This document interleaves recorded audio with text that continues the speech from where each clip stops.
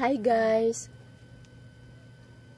Maipapaliwanag lang sana ako dito para makasakali mapanood na mga taong nag-aakala sa akin marami na akong pera sa pagbablog.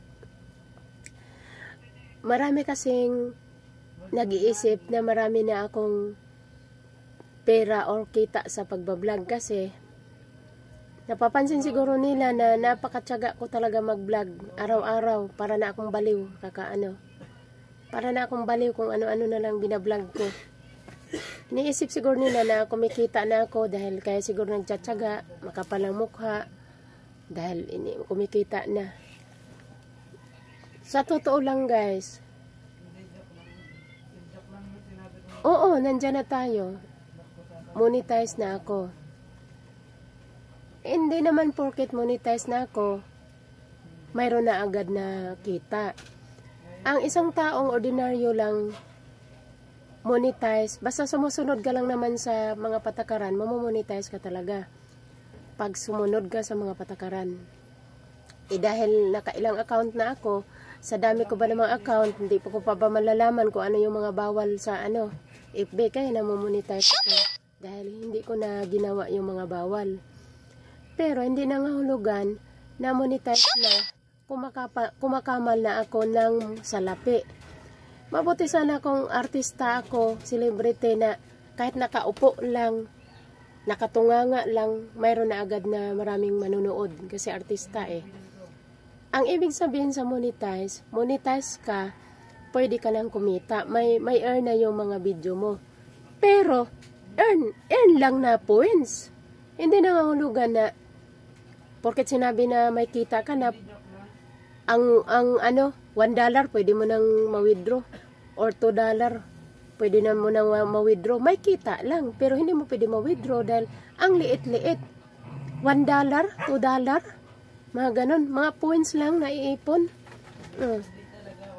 Word lang na kumikita na kasi pag tinatanong kasi ako, kumikita ka na ba? Oo, pero hindi ko pa po man-withdraw kasi maliit pa lang. Alam nga namang sabihin kong hindi kumikita ang video ko. Ano pang kwenta ang pag-monetize ko kung hindi kumikita ang video ko? Anong kwenta ng pag-upload ko kung walang earn? May earn yan. Pero points nga lang dahil hindi naman tayo sikat. Iniisip ng iba na porket matyaga akong mag-a-upload, magbablog, kumikita na.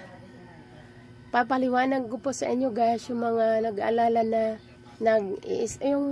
nag-akala na kumikita na ako. Hindi pa. Paliwanag ko, hindi pa ako naka-withdraw kasi kunti lang naman ang kita ko, kunti pa dahil hindi naman ako kayo, yung stock niyo yung ko, kung may naka-milyon na ba ako dyan. Ang ipapaliwanag ko pala ganito. Kahit nga 1 million views hindi ka pa rin kikita ng limpak-limpak na salapi kagaya ng mga vlogger dyan. Yung iba kasi pag sinabing vlogger, akala nila kasing yaman ka na ni yung mga sikat dyan. Hindi ganun kasi kung ang vlogger, kung magbablog ka, yayaman. Lahat na tayo dito mayaman. Lahat naman tayo marunong mag-vlog eh. Hawakan mo lang ang cellphone, magsasalita ka na parang baliw. Ang tawag doon, nagbablog ka na.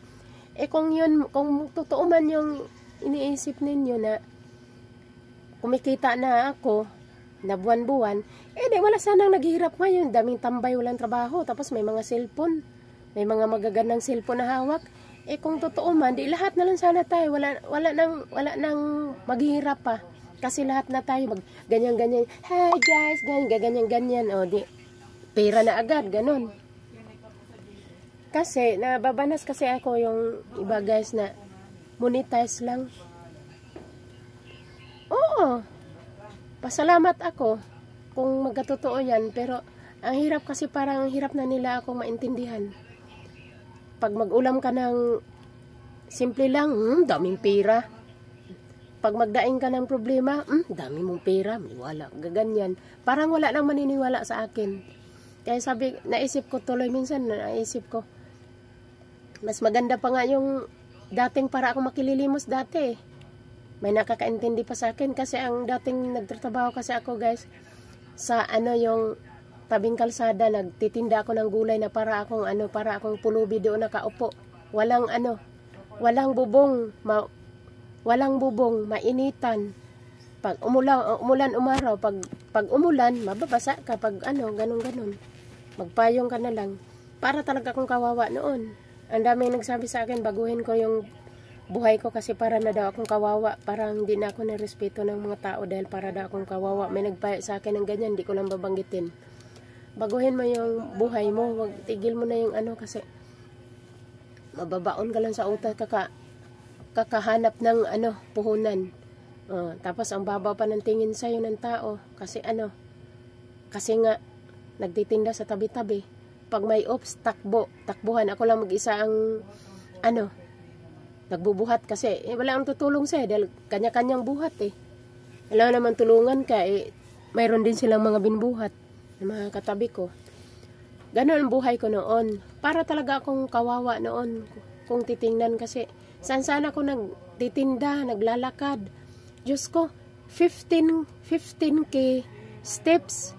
Nakaya ko yan lakarin araw-araw. Ang pinakamababa na steps na nalakad ko, 12k steps. Kasi mayroon akong cellphone dati na nalalaman kung ilang steps ang nalalakad. Ngayon, wala na makaintindi sa akin. Kasi, iniisip nila kasi, may pera na sa pag-vlog. At balik tayo sa pagbablog guys. Paliwanag ko pala sa inyo kung bakit ako nagtsatsaga. Hindi dahil nakatikim na ako ng sahod. Kaya ako nagtsatsaga kasi yan lang ang pag-asa ko sa buhay dahil hindi naman ako nakatapos ng mataas na pinag-aralan. Kasi nung nag-aral ako, may sumira naman. Nung nag-aral ako noon, may nagpaaral sa akin. May nagpaaral sa akin noon guys. Ang ganda ng pangarap yung nagpaaral sa akin, ang ganda ng kinabukasan ko sana kung natuloy yun. May sumira. Kung may pinag-aralan lang ako, natapos lang kahit na over-age na, pwede ka pang magtrabaho kahit ano-ano dyan.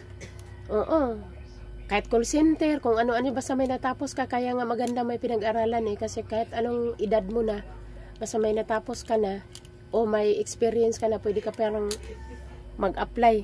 Kaya ako nagtsatsaga dahil yan lang pag-asa naman ng mga anak ko na kahit pa paano mabago mo lang ang buhay ko. Nangangarap pa rin ako guys kahit na dahil hindi naman ako pwede mamasukan dahil may anak naman ako.